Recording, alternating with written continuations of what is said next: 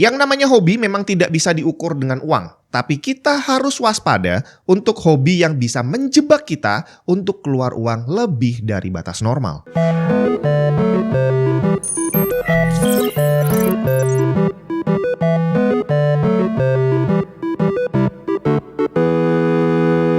Butuh informasi lebih tentang teknologi monitor? Pengen tahu review monitor gaming inceran kamu? Langsung aja ke YouTube channel Grey to Grey. Masih dipegang oleh tim Tech and Tips, tapi fokusnya hanya untuk display. Pelan-pelan semua yang berhubungan dengan monitor bakal dialihkan ke sana, bre. Langsung aja klik linknya ada di bawah. Video game sekarang ini udah masuk kategori hobi mahal kali ya kalau diturutin semuanya. Gimana enggak? Untuk ngerakit PC memang bisa kita ngerakit PC yang murah, tapi batas atasnya nggak ada. Kalau kamu punya uang, dengan gampangnya kamu bisa ngerakit PC yang seharga dengan motor mewah, bahkan seharga dengan mobil juga bisa loh. Dan itu belum ngitung harga gamenya yang juga semakin mahal. Bahkan ada banyak sekali game dimana kalau kita tungguin sampai ada diskon ya, dan ada beberapa yang didiskon sampai gede-gedean. Untuk game-game yang bagus dan banyak peminatnya, itu banyak yang diskonnya cuma sedikit dan nggak pernah lebih murah dari itu. Jadi jatuhnya walaupun udah sering didiskon, harganya masih mahal juga kali. Nah, di tengah pengeluaran para gamer yang semakin besar saat ini, mulai muncullah ini tren game yang disebut dengan live service, dimana gamenya bisa aja dibungkus dengan label gratis gitu ya. Kita bisa download, kita bisa mainkan tanpa harus keluar uang sepeser pun, tapi ternyata di dalamnya ada banyak sekali mekanisme yang memancing kita untuk keluar uang dalam batas di luar kewajaran. Bahkan dalam taraf tertentu, game live service ini banyak yang menjebak pemainnya untuk keluar uang banyak sekali, hampir mirip seperti scam. Dan ini adalah satu hal yang tidak dilakukan oleh game konvensional. Intermezzo dulu.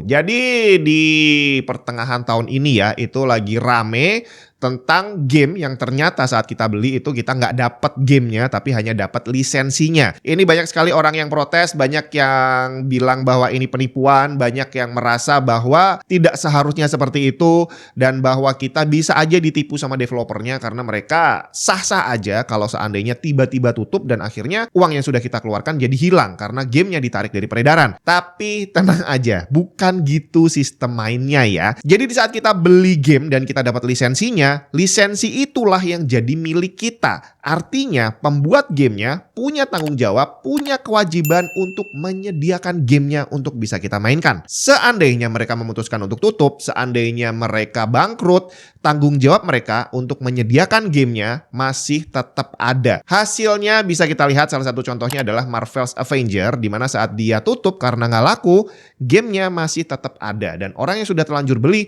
masih tetap bisa mainin gamenya sampai kapanpun, walaupun sudah tidak disupport lagi. Tapi kemarin banyak yang membahas juga tentang game The Crew dari Ubisoft yang ternyata ditutup betulan. Jadi akhirnya orang yang udah beli gamenya nggak bisa mainin lagi. Dan inilah yang menarik. The Crew masuk kategori live service, sedangkan Marvel's Avengers bukan.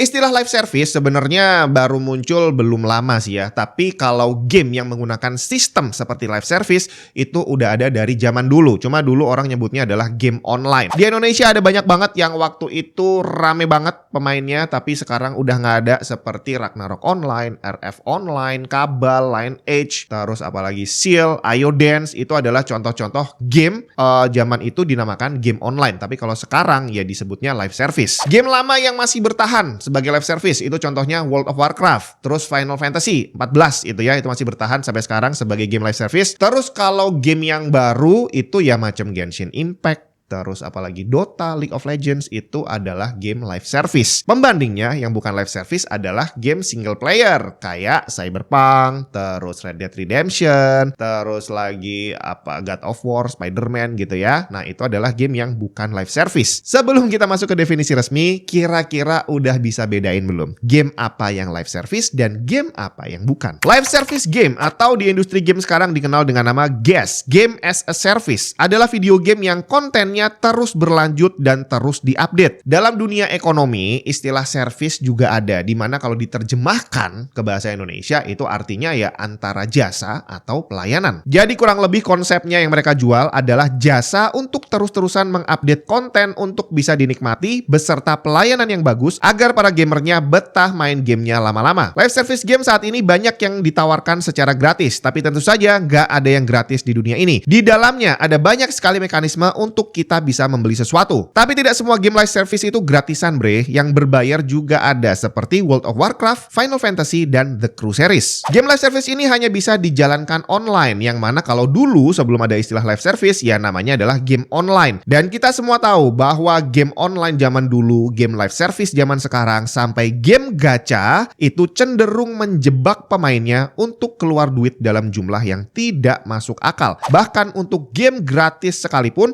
di dalamnya dipenuhi mekanisme untuk membeli sesuatu. Entah dalam bentuk kostum yang bikin karakter kita lebih menarik, karakter yang lebih imut, bahkan sampai senjata atau equipment lain yang membuat gamenya akan menjadi lebih mudah. OLED, teknologi monitor terbaik saat ini, apalagi kalau judulnya Asus ROG Strix OLED XG27AQ DMG. Menggunakan White OLED panel dengan resolusi 1440p, refresh rate 240Hz, dan response time 0,03 millisecond. Dijamin gambarnya bening, tanpa blur, dan tanpa ghosting bre. 99% DCI P3 mode dan G-Sync compatible, termasuk fitur canggih di mana kita bisa mengatur setting monitor pakai mouse bre. Selengkapnya cek link di bawah.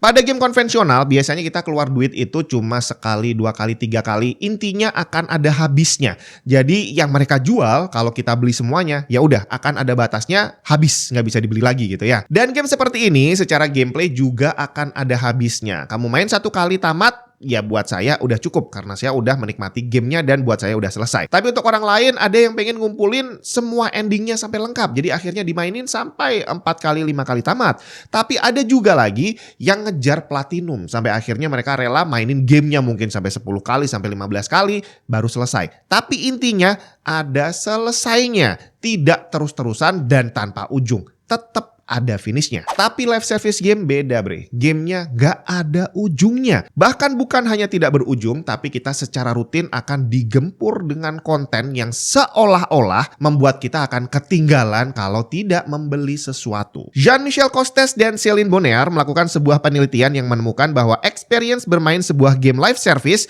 akan semakin memotivasi player untuk keluar duit. Contohnya, bahkan ini ada juga di game free to play yang menyuguhkan time limited event yang kalau kamu nggak beli di waktu yang sudah ditetapkan, kamu nggak bisa dapat barangnya. Ada juga yang digabungin dengan limited boss event, di mana kamu nggak akan bisa ngalahin bosnya tepat waktu kalau nggak beli equipment limited editionnya. Udah gitu sistemnya gacha pula. Dan dalam kasus game live service, batas atas uang yang bisa kamu keluarkan tidak ada. Punya uang jutaan, punya uang puluhan juta, semuanya bisa kamu pakai beli dan tidak akan pernah habis. Karena bulan depan, 3 bulan lagi, akan ada event berikutnya. Di awal tadi saya udah nyebutin bahwa banyak game live service yang menjebak playernya seperti scam.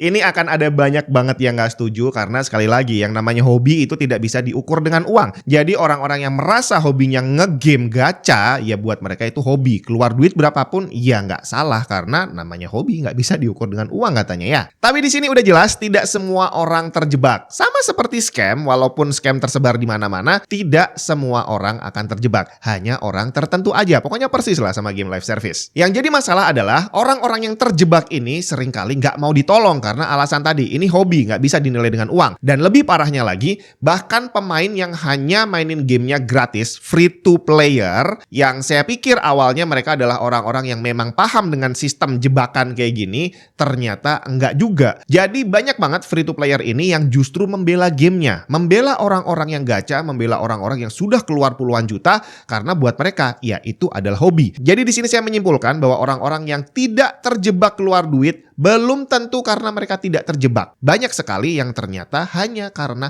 gak punya duit bre.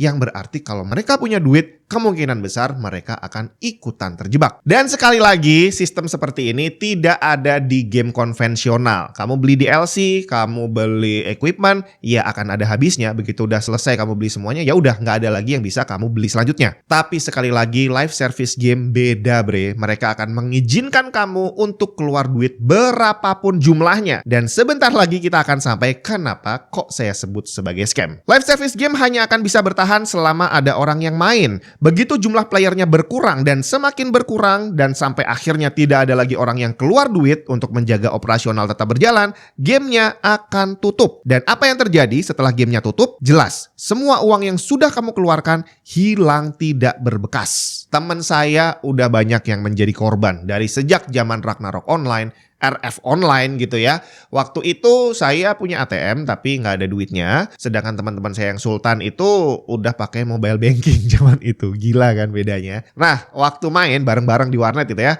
saya cuma keluar duit untuk bayar warnetnya aja. Tapi mereka enggak bre, di tengah-tengah main mereka pakai mobile banking. Beli sesuatu gitu ya. Entah beli resmi langsung lewat gamenya atau bisa juga beli equipment punya orang lain. Intinya adalah mereka keluar uang yang jumlahnya tidak sedikit.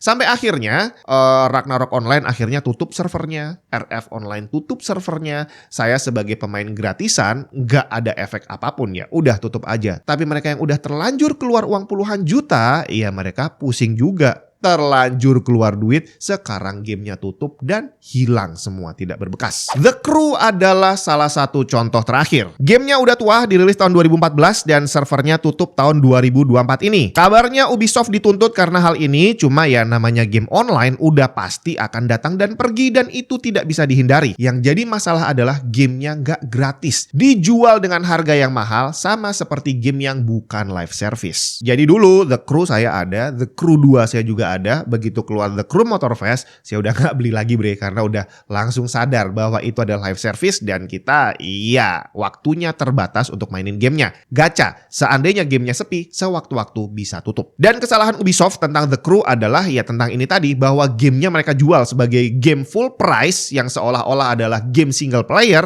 tapi ternyata live service. Udah gitu mereka bikin sequelnya The Crew 1, The Crew 2, The Crew Motorfest. Dimana setiap kali keluar versi baru, otomatis gamer baru akan memilih untuk beli versi yang lebih baru. Akhirnya yang lama semakin lama akan semakin ditinggalkan. Jadi tinggal nunggu waktu, The Crew 2 akan mengalami nasib yang sama. Jadi sekali lagi sistem permainan live service game yang saya anggap nggak fair ini itu berbeda dengan sistem penjualan game yang hanya menjual lisensi. Karena tadi udah saya jelasin, lisensinya bener-bener jadi milik kita. Jadi mereka punya tanggung jawab untuk menyediakan gamenya. Contoh nyatanya selain Marvel's Avenger adalah PS3. Kalau kamu adalah pengguna PS3 yang original, sampai hari ini kamu masih akan tetap bisa memainkan game yang sudah kamu beli. Mau beli baru udah nggak ada, tokonya udah nggak ada. Kalau kamu buka PlayStation Store isinya cuma game PS4 dan PS5 gitu ya. Tapi bukan berarti game PS3 nggak bisa dimainin lagi. Layanannya ya memang udah nggak full seperti dulu, tapi at least game yang kita beli masih bisa dimainkan. Karena Sony punya tanggung jawab untuk menyediakan gamenya. Mereka sudah menjual lisensinya, mereka harus menyediakan gamenya. Sama seperti orang menyediakan subscription, langganan Netflix nih, langganan nonton film. Ya mereka punya tanggung jawab untuk menyediakan filmnya. Jadi pesan saya adalah hati-hati dan selalu waspada saat kamu memainkan sebuah game live service. Dan pertimbangkan betul-betul kalau sampai gamenya berbayar. Apakah worth it? Kira-kira sampai kapan dia bisa bertahan? Soalnya harga game live service itu yang berbayar sekarang ya mahal-mahal bre. Udah gitu, udah kita bayar, di dalamnya ternyata kita juga diminta untuk beli lagi. The Crew contohnya, harganya udah mahal, di dalamnya mobilnya juga nggak lengkap.